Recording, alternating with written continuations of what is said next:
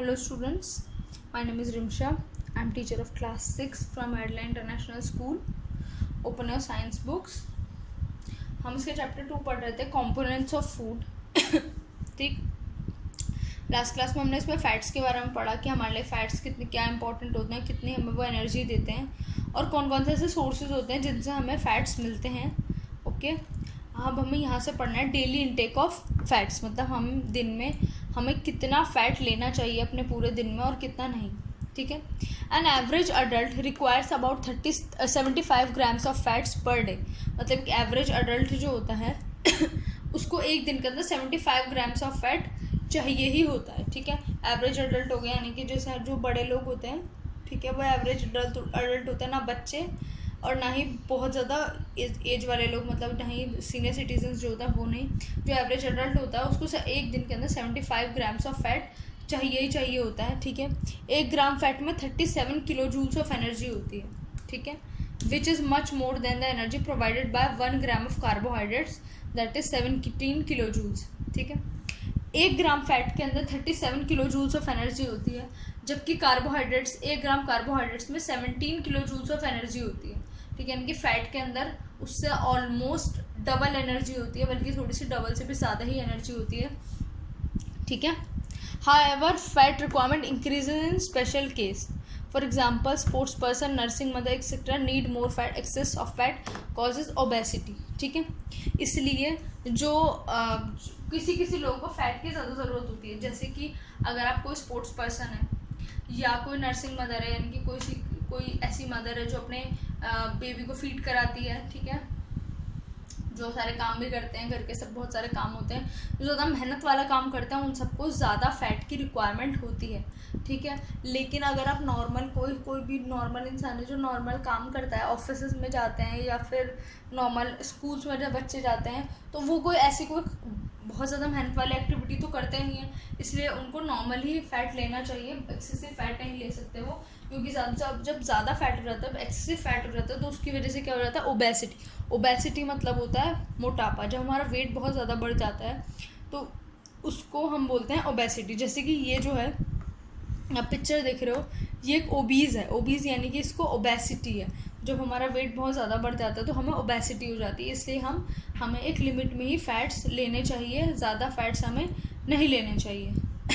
ठीक है, जितने की नीड है बस हमें उतने ही लेने चाहिए. ठीक.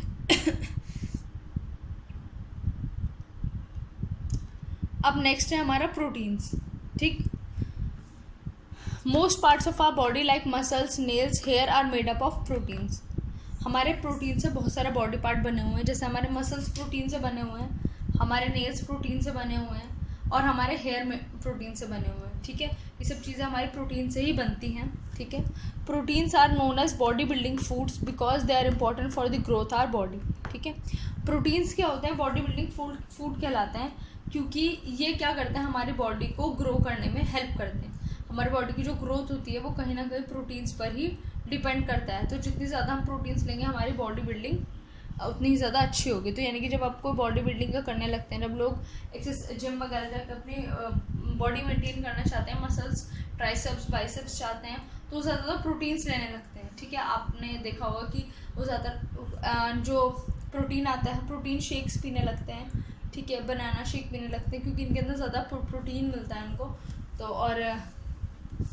तो डिफरेंट टाइप की चीज़ें लेने लगते हैं. ठीक है. एग्स लेने लगते हैं, क्योंकि उन्हें उससे ज़्यादा प्रोटीन मिलता है और प्रोटीन बॉडी बिल्डिंग के लिए बहुत ही ज़्यादा हेल्पफुल होता है. ठीक है. They help in repairing and replacing our body cells and tissues. क्या करते हैं, हमारी बॉडी के लिए बॉडी सेल्स को रिपेयर करते हैं और जो टिश्यूज़ या बॉडी सेल्स होते हैं उनको रिप्लेस भी करते हैं. जैसे बाई चांस कई बार ऐसा होता है, हम कोई भी मेहनत से काम कर लेते हैं या हमको ज़्यादा वेट उठा लेते हैं, कुछ भी कर लेते हैं, तो हमारे जो टिश्यूज़ हैं वो टीयर अप हो जाते हैं, यानी कि टिश्यूज़ में कोई ना कोई इशू है, टिश्यूज़ डैमेज हो जाते हैं. हमारे बॉडी सेल्स का डैमेज होना भी बहुत ही कॉमन सी बात है. आपके कहीं लग जाए, कुछ हो जाए, तो उस एरिया के आपके बॉडी के जो सेल्स हैं वो सारे डेड हो जाते हैं. ठीक है. तो जो प्रोटीन्स होते हैं हमारे उन बॉडी सेल्स को और टिश्यूज़ को रिप्लेस और रिपेयर करने में हेल्प करते हैं. ठीक है. जैसे आपने कभी कोई एक्सरसाइज करी ठीक है। उसके बाद आप प्रोटीन्स ले लेते हो तो आपके जो टिश्यूज़ हैं और उसके टाइम पे एक्सरसाइज के टाइम पे आपके टिश्यूज़ या आपके सेल्स को जो भी इंजरी हुई होगी, थोड़ी बहुत जो भी उन पर स्ट्रेचिंग हुई होगी, वो आपकी थोड़ी ठीक हो जाती है। अगर वो थोड़े से उनको रिपेयरिंग की ज़रूरत हो तो वो रिपेयर हो जाते हैं। Okay. Sources of proteins, sources of plant proteins are pulses, soybean etcetera. जो प्लांट से हमें मिलता है प्रोटीन वो होता है हमारा पल्सेस, हमारी दालें और हमारी सोयाबीन। ठीक है, इससे हमें बहुत ज़्यादा प्रोटीन मिलता है। Soybean is a very good source of protein. ठीक है, तो हमें सोयाबीन लेना चाहिए, उससे हमारे बॉडी में प्रोटीन बहुत ज़्यादा हो जाता है। Meat, eggs, fish and milk are sources of animal protein. वहीं अगर आप एनिमल प्रोटीन लो, जो होता है मिल्क, एग, फिश, ठीक है, ये सब और मीट, ये सब हमारे एनिमल प्रोटीन्स होते हैं। ठीक है। These are also very variety of nuts. There are very also variety of nuts rich in protein.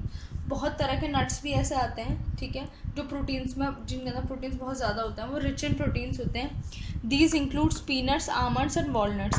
जैसे पीनट्स यानी मूंगफली, आमंड्स होते हैं उसमें यानी कि हमारे बादाम, और हमारे वॉलनट्स यानी अखरोट, ये सब चीज़ें भी, इनके अंदर भी बहुत ज़्यादा प्रोटीन होता है, तो आप इन्हें भी ले सकते हो। ठीक है। The protein present in the milk is known as casein. मतलब जो मिल्क के अंदर प्रोटीन होता है उसको हम सेजिन कहते हैं। ठीक है। डेली इनटेक ऑफ प्रोटीन, अब हमें एक दिन में कितने प्रोटीन की नीड होती है। The requirement of the proteins varies with age. अब प्रोटीन्स का जो इनटेक होता है वो एज के साथ वेरी करता है। ठीक है, आप कितने एज के हो, आप कितने बड़े हो, उस एज के हिसाब से आपको प्रोटीन लेना चाहिए। ज़्यादा प्रोटीन लेना भी बॉडी को नुकसान देगा और कम प्रोटीन्स लेना भी लोगों को, बॉडी को नुकसान देगा। तो आपको एक एग्जैक्ट पता होना चाहिए कि आपकी बॉडी को कितने प्रोटीन्स की नीड है। The requirement of the proteins varies with age. The total requirement for an adult is about 50 to 60 grams per day, that is about 1 gram per kg of the body weight. Growing children require more proteins per kg of their body weight. ठीक है। अब total requirement जो होती है adult की वो 50 to 60 grams होती है। एक दिन के अंदर 50 to 60 grams हमें प्रोटीन चाहिए होता है।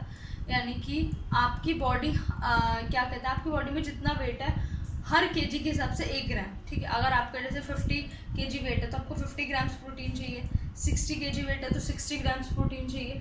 तो आपकी वेट के हिसाब से आपकी प्रोटीन डिपेंड करता है कि कितना आपका वेट है, उसके हिसाब से आपको प्रोटीन लेना चाहिए। और जो ग्रोइंग चिल्ड्रन होते हैं, यानी कि जैसे कि जो आप लोगों की एज के बच्चे हैं या जो जिनकी एज जैसे बड़ी जो बच्चे हैं, उन लोगों को अपनी बॉडी के हिसाब से, अपने वेट के हिसाब से ज़्यादा प्रोटीन लेना चाहिए। क्योंकि अभी हमने ऊपर पढ़ा कि बॉडी की ग्रोथ में प्रोटीन्स बहुत ही इंपॉर्टेंट रोल प्ले करता है।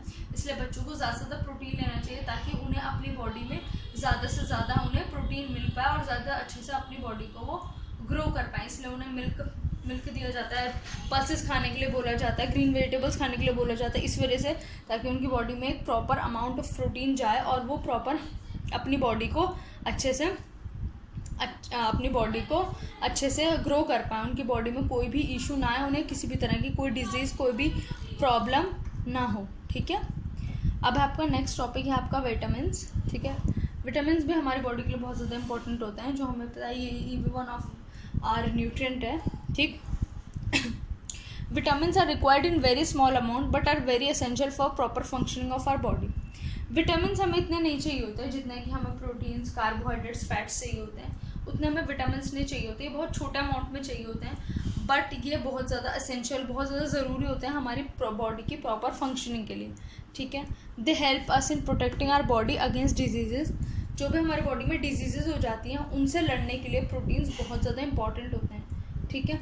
Let's study about the different vitamins, their different functions and sources. ठीक है। अब देखिए बहुत सारे अलग अलग तरह के विटामिन्स होते हैं और इनके अपने अलग अलग फंक्शंस होते हैं। ठीक है। ये आपके पास टेबल है, इसमें सारे विटामिन्स दिया हुआ है।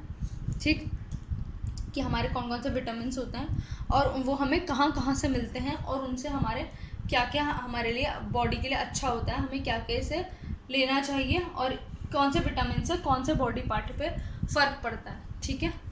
तो देखिए आपके विटामिन ए होते हैं, B, C, D, E and K, यानी कि आपके विटामिन होते हैं। बी आपके 4 टाइप के होते हैं, B1, B2, B3 and B12। ठीक है। बाकी आपके नॉर्मल होते हैं। तो ये सब आपको ये वाले विटामिन मिले कहाँ से मिलेंगे और इससे आपका क्या फ़ायदा होगा, इनके फंक्शंस क्या होते हैं, वो सब हम आपकी नेक्स्ट क्लास में पढ़ेंगे, ठीक है।